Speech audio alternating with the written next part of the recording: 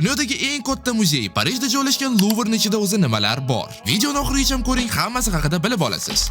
Louvre muzeyi rostdan ham dunyodagi eng katta muzeylardan bittasi. Uning kvadrati 160 ming kvadrat metr. Bu taxminan 22 ta futbol maydoni hisob. Shunga yarasha odamlar juda ham ko'p bo'lar ekan. Ichiga kiraman desangiz, kamida yarim soat navbatda turishingiz kerak bo'ladi. Ichiga kirib eskalatorda pastga tushib olganingizdan keyin sizni katta zal kutib oladi. Endi muzeyga kirish uchun bitta bilet sotib olish kerak bo'ladi. Narxini oxirida ko'rsataman. Kirishim bilan birinchi uchratgan narsalarim bu har xil haykallar bo'ldi. To'g'risi, san'atni o'zim uncha tushunmayman. Tushunadiganlar uchun bu yerga kirishni albatta maslahat beraman. Louvrening ikkinchi qavatiga ko'tarilsangiz, sizni rasmlar kutib oladi. Yurib rasmlarni aqlli ko'rinish bilan tomosha qilib yurdim va albatta shu Mona Lisani qidirib va nihoyat topdim. To'g'risini aytaman, hayotda rasm juda kichik ekan va uni yoniga yaqin kelish ham mumkin emas ekan. Xullas, rasm va haykallardan boshqa qiziq narsa topa olmadim, to'g'risi. Endi savol kelishi mumkin. Shuncha katta joy bo'lib turib, qolgan joylarda nima bor desangiz, Louvrening ichida bitta katta mol ham qurishgan ekan. Xullas, chiqishgacha bir kamida yarim soat yurib topib oldim. Bu videoni san'atni tushunadigan tanishingizga jo'natib qo'ying va albatta obuna bo'lishni unutmang. Endi narxiga keladigan bo'lsak, kirish narxi 22 yevro, lekin tekin kiraman desangiz, har oyning birinchi juma kuni soat kechki 6 dan keyin kirish hammaga tekin bo'ladi.